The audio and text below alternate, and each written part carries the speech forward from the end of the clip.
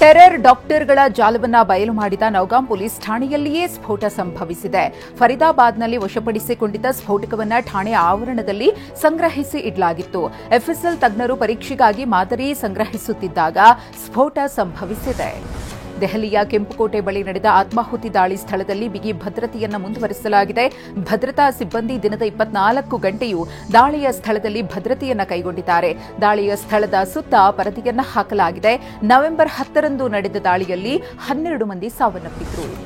ಮತ್ತೊಂದು ಬಾರಿ ಬಿಹಾರ ಮುಖ್ಯಮಂತ್ರಿಯಾಗಿ ನಿತೀಶ್ ಕುಮಾರ್ ಅವರು ಅಧಿಕಾರದ ಚುಕ್ಕಾಣಿಯನ್ನ ಹಿಡಿಯುವುದು ಬಹುತೇಕ ಖಚಿತ ಅಂತ ಹೇಳಲಾಗುತ್ತಿದೆ. ಆದರೆ ಖಾತೆ ಹಂಚಿಕೆ ಇನ್ನೂ ಅಂತಿಮವಾಗಿಲ್ಲ.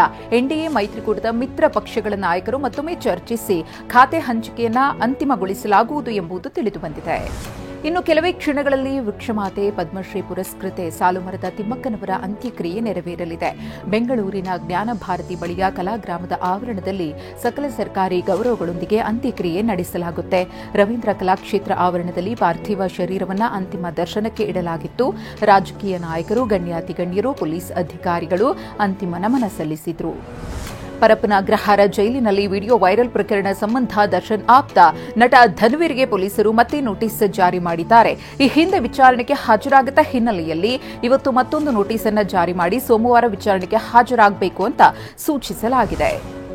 ಸ್ಯಾಂಡಲ್ವುಡ್ ನಟಿಗೆ ಲೈಂಗಿಕ ಕಿರುಕುಳ ನೀಡಿದ ಆರೋಪದ ಮೇರೆಗೆ ಎವಿಆರ್ ಗ್ರೂಪ್ ಸಂಸ್ಥಾಪಕ ನಿರ್ಮಾಪಕ ಅರವಿಂದ ರೆಡ್ಡಿ ಬಂಧನವಾಗಿದೆ. ಶ್ರೀಲಂಕಾದಿಂದ ಬೆಂಗಳೂರಿಗೆ ಬರುವಾಗ ಅರವಿಂದ ರೆಡ್ಡಿಯನ್ನ ಇವತ್ತು ಬೆಳಗಿನ ಜಾವ ಕೆಂಪೇಗೌಡ ವಿಮಾನ ನಿಲ್ದಾಣದಲ್ಲಿ ಬಂಧಿಸಲಾಗಿದೆ. ನಟಿಗೆ ಲೈಂಗಿಕ ಕಿರುಕುಳ ನೀಡಿರುವ ಆರೋಪ ಎದುರಿಸ್ತಾ ಇರುವ ಅರವಿಂದ್ ವೆಂಕಟೇಶ್ ರೆಡ್ಡಿ ಮಹಾರಾಜ ಬಳ್ಳಾರಿ ಟಸ್ಕಸ್ ಕ್ರಿಕೆಟ್ ತಂಡದ ನಾಯಕ ಕೂಡ ಆಗಿದ್ದಾನೆ. ಈತನ ವಿರುದ್ಧ ಲೈಂಗಿಕ ಕಿರುಕುಳ ಸಂಬಂಧ ಆರ್ಆರ್ ನಗರ ಠಾಣೆಯಲ್ಲಿ ದೂರು ದಾಖಲಾಗಿತ್ತು. 5 ದಿನದ ಹಿಂದೆ ಗೋವಿಂದರಾಜನಗರಕ್ಕೆ ಕೇಸ್ ವರ್ಗಾವಣೆಗೊಂಡಿತ್ತು.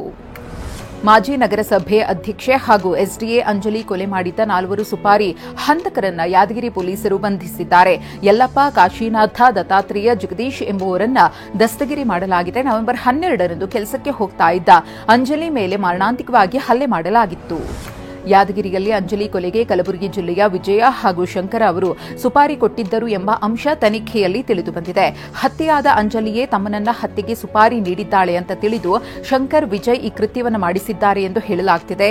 ತಲೆಮರೆಸಿಕೊಂಡಿರುವಂತಹ ಶಂಕರ್ ಹಾಗೂ ವಿಜಯ್ಗಾಗಿ ಪೊಲೀಸರು ಶೋಧ ನಡೆಸುತ್ತಿದ್ದಾರೆ. ಚಿಕ್ಕಮಗಳೂರಿನ ಕಾಮೇನಹಳ್ಳಿ ಜಲಪಾತದಲ್ಲಿ ಜಾರಿ ಬಿದ್ದು ಇಂಜಿನಿಯರಿಂಗ್ ವಿದ್ಯಾರ್ಥಿ ಸಾವನ್ನಪ್ಪಿದ್ದಾರೆ. ಬೆಳಗಾವಿ ಮೂಲದ ಇಂಜಿನಿಯರಿಂಗ್ ವಿದ್ಯಾರ್ಥಿ ವರುಣ್ ಅಮೃತ ದುರ್ದೈವಿ. ವರುಣ್ 5 ಸ್ನೇಹಿತರ ಜೊತೆ ಕಾಮೇನಹಳ್ಳಿ ಫಾಲ್ಸ್ಗೆ ಬಂದಿದ್ದ. ಉತ್ತರ ಕನ್ನಡ ಜಿಲ್ಲೆಯ ಯಲ್ಲಾಪುರದಲ್ಲಿ ವಿದ್ಯುತ್ ಕಂಬಕ್ಕೆ ಡಿಕ್ಕಿ ಹೊಡೆದ ಸ್ಪಿರಿಟ್ ತುಂಬಿದ ಲಾರಿ ಸುಟ್ಟು ಕರಕಲಾಗಿದೆ. ಅರಬೈಲ್ ಘಟ್ಟ ಬಳಿ ನಿಯಂತ್ರಣ ತಪ್ಪಿದ ಲಾರಿ ಕಂಬಕ್ಕೆ ಡಿಕ್ಕಿ ಹೊಡೆದು ಧಗಧಗಿಸಿದೆ. ಅದೃಷ್ಟವಶಾತ್ ಚಾಲಕ ಪ್ರಾಣಾಪಾಯದಿಂದ ಪಾರಾಗಿದ್ದಾನೆ. ಬೆಂಗಳೂರು ದಕ್ಷಿಣ ಜಿಲ್ಲೆಯ ಮಾಗಡಿಯ ಮನೆಯೊಂದರಲ್ಲಿ ಫ್ರಿಡ್ಜ್ ಸ್ಫೋಟಗೊಂಡಿದೆ. ಅನಿಲ್ ಕುಮಾರ್ ಎಂಬುವರ ಮನೆಯಲ್ಲಿ ಫ್ರಿಡ್ಜ್ ಸ್ಫೋಟಗೊಂಡು ಪೀಠೋಪಕರಣ, ಬಟ್ಟೆ, ಬೈಕ್ ಸುಟ್ಟು ಕರಕಲಾಗಿವೆ.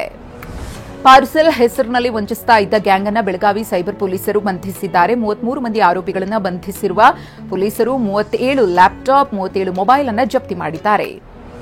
ಬೆಳಗಾವಿಯಲ್ಲಿ ಬಂಧನವಾಗಿರುವ ಆರೋಪಿಗಳ ಗ್ಯಾಂಗ್ ಅಮೆರಿಕದ ನಾಗರಿಕರಿಗೆ ವಂಚನೆ ಮಾಡುತ್ತಿತ್ತು ಎಂಬುದು ತನಿಖೆಯಲ್ಲಿ ತಿಳಿದುಬಂದಿದೆ. ಡಾರ್ಕ್ ವೆಬ್ನಲ್ಲಿ ನಂಬರ್ ತೆಗೆದು ಅಮೆರಿಕದ ಪ್ರಜೆಗಳಿಗೆ ಈ ಗ್ಯಾಂಗ್ ಕರೆ ಮಾಡುತ್ತಿತ್ತು. ಕಾಲ್ ಸೆಂಟರ್ ಹೆಸರಿನಲ್ಲಿ ಅನುಮತಿಯನ್ನು ಪಡೆದು ವಂಚನೆ ಮಾಡ್ತಾ ಇತ್ತು.